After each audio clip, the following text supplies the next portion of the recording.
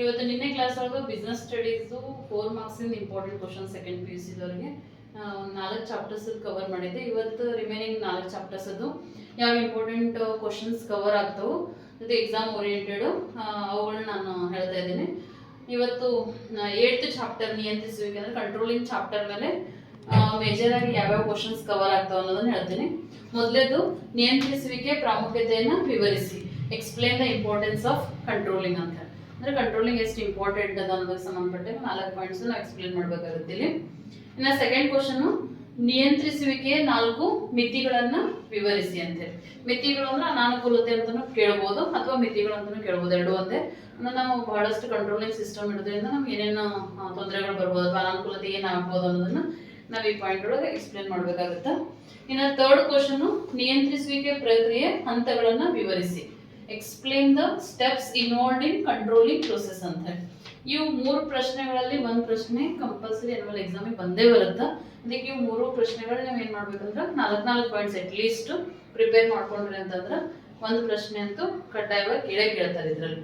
ಇದು ನಿಯಂತ್ರಿಸುವಿಕೆ ಚಾಪ್ಟರ್ ಬಗ್ಗೆ ಆಯ್ತು. ಇನ್ನು 9th ಚಾಪ್ಟರ್ ಹಣಕಾಸಿನ ಯೋಜಿಸುವಿಕೆ ಅಂತ ಅಂದ್ರೆ ಫೈನಾನ್ಷಿಯಲ್ ಪ್ಲಾನಿಂಗ್ ಅಂತ ಹೇಳಿ. ಈ ಚಾಪ್ಟರ್ ಮೇಲೆ ಕೂಡ ಒಂದು 4 ಮಾರ್ಕ್ಸ್ ಕ್ವಶನ್ ಅಂದ್ರೆ 4 ಅಂಕದ ಪ್ರಶ್ನೆ ಬರುತ್ತೆ. ಮೊದಲೇದಾಗಿ ಹಣಕಾಸಿನ ಯೋಜಿಸುವಿಕೆ ಪ್ರಾಮುಖ್ಯತೆಯನ್ನ ವಿವರಿಸಿ ಅಂತ ಹೇಳಿ, explain importance of financial planning ಅಂತ ಹೇಳಿ. ಅಂದ್ರೆ ಒಂದು ಹಣಕಾಸಿನ ಯೋಜನೆ ಮಾಡುವಂಥದ್ದು ಎಷ್ಟು ಇಂಪಾರ್ಟೆಂಟ್ ಅದ ಅನ್ನೋದನ್ನ 4 ಪಾಯಿಂಟ್ಗಳ ಮುಖಾಂತರ ನೀವು ವಿವರಿಸಬೇಕು. ಎಷ್ಟು ಇಂಪಾರ್ಟೆನ್ಸ್ ಅನ್ನ 4 ಪಾಯಿಂಟ್ಸ್ ಎಕ್ಸ್ಪ್ಲೇನ್ ಮಾಡ್ಬೇಕಾಗುತ್ತೆ. ಇನ್ನು ನೆಕ್ಸ್ಟ್ ಯಾವ ಕ್ವಶನ್ ಕೇಳಬಹುದು ಅಂದ್ರೆ ಸ್ಥಿರ ಬಂಡವಾಳದ ಮೇಲೆ ಪ್ರಭಾವ ಬೀರುವ ಅಂಶಗಳನ್ನ ವಿವರಿಸಿ ಅಂತ ಹೇಳಿ. ವ್ಯವಹಾರ ಮಾಡ್ಲಿಕ್ಕೆ ಸ್ಥಿರ ಬಂಡವಾಳ ಬೇಕೇ ಬೇಕಾಗುತ್ತೆ, ಸ್ಥಿರಾಸ್ತಿಗಳನ್ನ ಖರೀದಿ ಮಾಡ್ಲಿಕ್ಕೆ.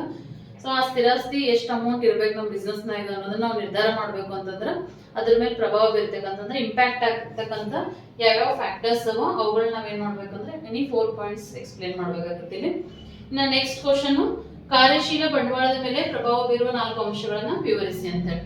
ಕಾರ್ಯಶೀಲ ಬಂಡವಾಳ ಅಂತಂದ್ರೆ ನಮ್ಮ ವ್ಯವಹಾರದ ದೈನಂದಿನ ಖರ್ಚು ವೆಚ್ಚಗಳನ್ನ ನಿಭಾಯಿಸಿದಾಗ ನಮ್ಗೆ ಬಂಡವಾಳ ಬೇಕಾಯ್ತದೆ, ಅದಕ್ಕೆ ನಾವು ಕಾರ್ಯಶೀಲ ಬಂಡವಾಳ ಅಂತ ಕರಿತೀವಿ.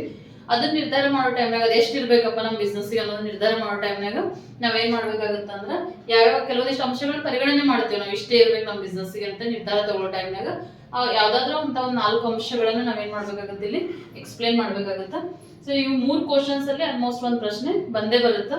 ಇವು 2 ಚಾಪ್ಟರ್ಗೆ ಸಂಬಂಧಪಟ್ಟಂಗೆ ಇದ್ರೊಳಗೆ ಒಂದು ಪ್ರಶ್ನೆ ಇದ್ರೊಳಗೆ ಒಂದು ಪ್ರಶ್ನೆ ಅಂತಂದ್ರೆ ನಿಮ್ಗೆ ಟೋಟಲಿ 8 ಮಾರ್ಕ್ಸ್ ಇಲ್ಲಿ ಏನಾಗ್ತಾವ ಅಂತಂದ್ರೆ ಕವರ್ ಆಗ್ತವೆ.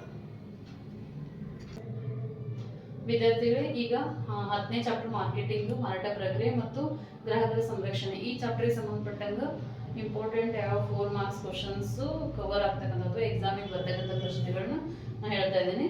ಮೊದಲೇದಾಗಿ ಮಾರ್ಕೆಟಿಂಗ್ ಚಾಪ್ಟರ್, ಇದ್ರೊಳಗೆ ನಿಮ್ಗೆ 2 ಕ್ವಶನ್ಸ್ 4 ಮಾರ್ಕ್ಸ್ ಕವರ್ ಆಗ್ತಾವೆ. ಅಂದ್ರೆ 8 ಮಾರ್ಕ್ಸ್ 4 ಮಾರ್ಕ್ಸ್ ಕವರ್ ಆಗ್ತಾವೆ. ಒಂದು 8 ಮಾರ್ಕ್ಸ್ ಕ್ವಶನ್ ಕೂಡ ಬರುತ್ತೆ ಇದ್ರ ಮೇಲೆ. ಮೊದಲೇದಾಗಿ ಯಾವ್ದು ಇಂಪಾರ್ಟೆಂಟ್ ಇದ್ರೊಳಗೆ ಅಂತಂದ್ರೆ ಮಾರಾಟ ಮಿಶ್ರಣಗಳನ್ನ ವಿವರಿಸಿ ಅಥವಾ ಮಾರಾಟ ಪ್ರಕ್ರಿಯೆ ಮಿಶ್ರಣವನ್ನ ವಿವರಿಸಿ ಅಂತ ಹೇಳಿ. ಮಾರಾಟ ಪ್ರಕ್ರಿಯೆ ಮಿಶ್ರಣ ಇದು ಕೂಡ ಬಹಳಷ್ಟು ಇಂಪಾರ್ಟೆಂಟ್ ಕ್ವಶನ್. ಅಂದ್ರೆ ಎಕ್ಸಾಮಿಗೆ ಮೋಸ್ಟ್ ಆಫ್ ರಿಪೀಟೆಡ್ ಕ್ವಶನ್ ಅಂತಾನೆ ಹೇಳ್ಬೋದು ಇದು. ಅದಕ್ಕೆ ಇದನ್ನ ಬಹಳ ಇಂಪಾರ್ಟೆಂಟ್, ವೆರಿ ಇಂಪಾರ್ಟೆಂಟ್ ಅಂತಾನೆ ಹೇಳ್ಬೋದು. ಇನ್ನ ಸೆಕೆಂಡ್ ಕ್ವಶನ್ ಯಾವುದು ಅಂದ್ರೆ ಜಾಹೀರಾತಿನ ವಿರುದ್ಧದ ಆಕ್ಷೇಪಗಳನ್ನ ವಿವರಿಸಿ ಅಂತ ಹೇಳಿ. ಜಾಹೀರಾತು ಮಾಡೋದು ಮಾರಾಟ ಹೆಚ್ಚಿಗೆ ಮಾಡೋ ಸಲುವಾಗಿ ಅಂತೇಳಿ ನಿಮ್ಗೆಲ್ಲರಿಗೂ ಗೊತ್ತಿರೋಂಥದ್ದು. ಆದ್ರೆ ಈಗೇನಾಗಿದೆ ಅಂತಂದ್ರೆ ಜಾಹೀರಾತು ಕೆಲವೊಂದಿಷ್ಟು ಏನು ಅಂದ್ರೆ ಸಮಾಜಕ್ಕೆ ಕೆಟ್ಟ ಸಂದೇಶಗಳು ಕೂಡ ರವಾನೆ ಮಾಡ್ಲತ್ತು. ಹಿಂಗಾಗಿ ಜಾಹೀರಾತನ್ನು ಬಹಳಷ್ಟು ಜನ ಏನು ಅಂತಂದ್ರೆ ಅದೊಂದು ವೇಸ್ಟ್ ಆಫ್ ಮನಿ ಅನ್ನೋ ರೀತಿಯೊಳಗೆ ಕನ್ಸಿಡರ್ ಮಾಡ್ಯಾರ. ಅದಕ್ಕೆ ಕೆಲವೊಂದಿಷ್ಟು ರೀಸನ್ಸ್ಗಳನ್ನ ಕೂಡ ಕೊಡ್ತಾರ. ಅಂತ ಯಾವ್ಯಾವ ಆಕ್ಷೇಪಗಳು ಅವ ಅನ್ನೋದನ್ನ ನಾವೇನ್ ಮಾಡ್ಬೇಕಾಗುತ್ತೆ ಅಂದ್ರೆ 4 ಆಕ್ಷೇಪಗಳನ್ನ ಈ ಒಂದು ಕ್ವಶನ್ಗೆ ನಾವು ವಿವರಣೆ ಮಾಡ್ಬೇಕಾಗುತ್ತೆ. ಇನ್ನು ನೆಕ್ಸ್ಟ್ ಕ್ವಶನ್, ಸಂವೇಷ್ಟಿಸುವಿಕೆಯ ಪ್ರಾಮುಖ್ಯತೆಗಳನ್ನ ವಿವರಿಸಿ ಅಂತ, explain the importance of packaging ಅಂತ ಹೇಳಿ. ಅಂದ್ರೆ ಒಂದು ವಸ್ತುವ ಮಾರಾಟ ಹೆಚ್ಚಿಗೆ ಮಾಡೋ ನಿಟ್ಟಿನೊಳಗ ಅದನ್ನ ನಾವು ಯಾವ ರೀತಿ ಪ್ಯಾಕ್ ಮಾಡ್ತೇವೆ ಅನ್ನೋದು ಕೂಡ ಅಷ್ಟೇ ಇಂಪಾರ್ಟೆಂಟ್ ಇರ್ತದ. ಅಂದ್ರೆ ಪ್ಯಾಕೇಜಿಂಗ್ ಅನ್ನೋದು ಎಷ್ಟು ಇಂಪಾರ್ಟೆಂಟ್ ರೋಲ್ ಅನ್ನ ಪ್ಲೇ ಮಾಡ್ತದ ವಸ್ತುವನ್ನು ಮಾರಾಟನ ಹೆಚ್ಚಿಗೆ ಮಾಡೋ ನಿಟ್ಟಿನೊಳಗ ಅನ್ನೋದನ್ನ ಈ ಪಾಯಿಂಟ್ ಒಳಗೆ ನಾವು ಯಾವ್ದಾದ್ರು 4 ಪಾಯಿಂಟ್ಸ್ ತಗೊಂಡು ಎಕ್ಸ್ಪ್ಲೇನ್ ಮಾಡ್ಬೇಕಾಗುತ್ತೆ. ಇನ್ನು 4ನೇ ಪ್ರಶ್ನೆ ಏನಂದ್ರೆ ಮಾರಾಟ ಪ್ರವರ್ತನೆಗಾಗಿ ಬಳಸುವ ಯಾವ್ದಾದ್ರು 4 ಚಟುವಟಿಕೆಗಳನ್ನ ವಿವರಿಸಿ ಅಂತ ಹೇಳಿ. ವ್ಯಾಪಾರಸ್ಥರು ಮಾರಾಟವನ್ನು ಹೆಚ್ಚಿಗೆ ಮಾಡೋ ಸಲುವಾಗಿ ಸಾಕಷ್ಟು ಆಫರ್ಗಳನ್ನ ಕೊಡ್ತಾರೆ, ಡಿಸ್ಕೌಂಟ್ ಕೊಡ್ತಾರೆ. ಸೊ ಕೆಲವೊಂದು ಸರಿ ಕೂಪನ್ ಸೇಲ್ ಇರುತ್ತೆ, ಫೆಸ್ಟಿವಲ್ ಟೈಮ್ನಾಗೆಲ್ಲ ಅಂದ್ರೆ ಹೆಚ್ಚಿನ ಒಂದು ಡಿಸ್ಕೌಂಟ್ಸ್ಗಳನ್ನ ಕೊಡ್ತಾರೆ. ಅಂಥವು ಯಾವ್ಯಾವ ಆಫರ್ಗಳು ಇರ್ತಾವಲ್ಲ ಅದ್ರೊಳಗೆ ಯಾವ್ದಾದ್ರು 4 ಒಂದು ಆಕ್ಟಿವಿಟೀಸ್ ಅನ್ನ ನಾವು ಈ ಒಂದು ಕ್ವಶನ್ಗೆ ಎಕ್ಸ್ಪ್ಲೇನ್ ಮಾಡ್ಬೇಕಾಗುತ್ತೆ. ಇನ್ ಕೇಸ್ ಇದು 8 ಅಂಕದ ಪ್ರಶ್ನೆ ಬಂತು ಅಂದ್ರೆ ಯಾವ್ದಾದ್ರು 8 ಪ್ರವರ್ತನಾ ವಿಧಾನಗಳನ್ನ ಎಕ್ಸ್ಪ್ಲೇನ್ ಮಾಡ್ಬೇಕು. 4 ಅಂಕಕ್ಕೆ ಬಂದ್ರೆ 4 ಪ್ರವರ್ತನಾ ವಿಧಾನಗಳನ್ನ ಎಕ್ಸ್ಪ್ಲೇನ್ ಮಾಡಿದ್ರೆ ಸಾಕು. ಇವಿಷ್ಟೇನು ಅಂತಂದ್ರೆ ಮಾರ್ಕೆಟಿಂಗ್ ಚಾಪ್ಟರ್ ಮೇಲೆ ಇಂಪಾರ್ಟೆಂಟ್ ಆಗಿ ಕವರ್ ಆಗ್ತಕ್ಕಂಥ ಪ್ರಶ್ನೆಗಳು. ಇದ್ರೊಳಗೆ 2 ಪ್ರಶ್ನೆಗಳು ಬಂದೇ ಬರ್ತವು. ಇನ್ನು ಲಾಸ್ಟ್ ಚಾಪ್ಟರ್ ಗ್ರಾಹಕರ ಹಿತರಕ್ಷಣೆ ಅಂತೇಳಿ. ಗ್ರಾಹಕರ ಹಿತರಕ್ಷಣೆ ಚಾಪ್ಟರ್ 4 ಮಾರ್ಕ್ಸ್ ಕಂಪಲ್ಸರಿ ಕ್ವಶನ್ಸ್ ಇದ್ದೇ ಇರುತ್ತೆ. ನಾ ಇಲ್ಲೇನು 4 ಕ್ವಶನ್ಸ್ ಬರ್ತೀನಿ, 4 ಕ್ವಶನ್ಸ್ ಒಳಗೆ ಒಂದು ಪ್ರಶ್ನೆ ಬಂದೇ ಬರುತ್ತೆ. ಮೊದಲನೇದಾಗಿ ಯಾವುದು ಅಂದ್ರೆ ಗ್ರಾಹಕರ ಹಿತರಕ್ಷಣೆ 4 ಪ್ರಾಮುಖ್ಯತೆಗಳನ್ನ ವಿವರಿಸಿ ಅಂತ ಹೇಳಿ. ಅಂದ್ರೆ ಗ್ರಾಹಕರಿಗೆ ವ್ಯಾಪಾರಸ್ಥರು ಸಾಕಷ್ಟು ರೀತಿಯೊಳಗೆ ಬೇರೆ ಬೇರೆ ತರ ಮೋಸ ಮಾಡ್ತಾ ಇರ್ತಾರ. ಆ ಮೋಸ ಅನ್ಯಾಯಗಳಿಂದ ಗ್ರಾಹಕರನ್ನ ಹೆಂಗ್ ಸಂರಕ್ಷಣೆ ಮಾಡ್ಬೇಕು ಅನ್ನೋದು ಒಂದು ಗ್ರಾಹಕರ ಹಿತದೃಷ್ಟಿಯಿಂದ ಅಂತಿದೆ, ಒಂದು ವ್ಯವಹಾರದ ಹಿತದೃಷ್ಟಿಯಿಂದ ಅಂತದೆ. ಇದ್ರೊಳಗೆ ಯಾವ್ದು ಬೇಕಾದ್ರೂ ಕೇಳಬಹುದು ಪ್ರಶ್ನೆಯನ್ನ. ಗ್ರಾಹಕರ ಹಿತದೃಷ್ಟಿಯಿಂದ ಅಂತಂದ್ರೆ ಗ್ರಾಹಕರ ಪರವಾಗಿ ಎಷ್ಟು ಇಂಪಾರ್ಟೆಂಟ್ ಅನ್ನೋದನ್ನ ಎಕ್ಸ್ಪ್ಲೇನ್ ಮಾಡ್ಬೇಕಾಗುತ್ತೆ. ಇನ್ನು ವ್ಯವಹಾರದ ಹಿತದೃಷ್ಟಿಯಿಂದ ಅಂತಂದ್ರೆ ವ್ಯವಹಾರ ಉಳಿಬೇಕಂದ್ರೂ ಕೂಡ ಗ್ರಾಹಕರ ಹಿತರಕ್ಷಣೆ ಮಾಡೋದು ಅವಶ್ಯಕತೆ ಐತಿ.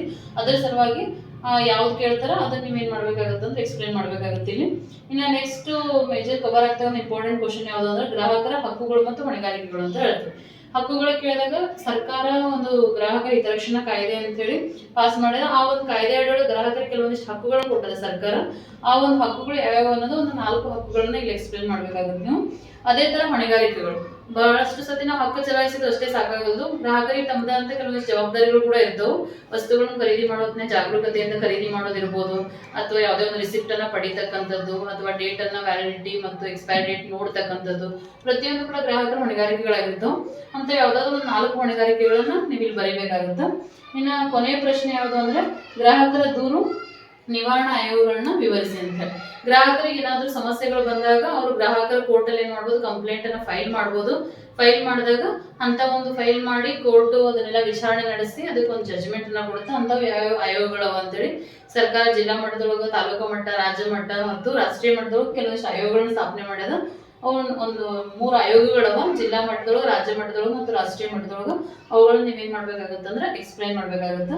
ಈ ರೀತಿ ಟೋಟಲ್ 11 ಚಾಪ್ಟರ್ ಒಳಗೆ ಏನು ಅಂತಂದ್ರೆ 4 ಅಂಕದ ಕ್ವಶನ್ಸ್ ಯಾವ್ಯಾವ ಕವರ್ ಆಗ್ತಾವ ಅಂತೇಳಿ ನಾನು ಎಕ್ಸ್ಪ್ಲೇನ್ ಮಾಡಿದ್ದೀನಿ. ಇದು ನಿಮ್ಗೆ ಬಹಳಷ್ಟು ಯೂಸ್ಫುಲ್ ಆಗುತ್ತೆ ಅಂತ ನಾ ಭಾವಿಸ್ತೇನೆ. ಮತ್ತು ಮುಂದಿನ ವಿಡಿಯೋಗಾಗಿ ನೀವೇನು ಮಾಡ್ರಿ ಅಂತಂದ್ರೆ ನಮ್ಮದು ನೀಲಾ ಕಾಮರ್ಸ್ ಅಕಾಡೆಮಿಯನ್ನು ಸಬ್ಸ್ಕ್ರೈಬ್ ಮಾಡಿರಿ, ಲೈಕ್ ಮಾಡಿರಿ, ಅದೇ ರೀತಿಯಾಗಿ ಅಂತಂದ್ರೆ ಸಪೋರ್ಟ್ ಮಾಡಿದ್ದಾರೆ. Thank you.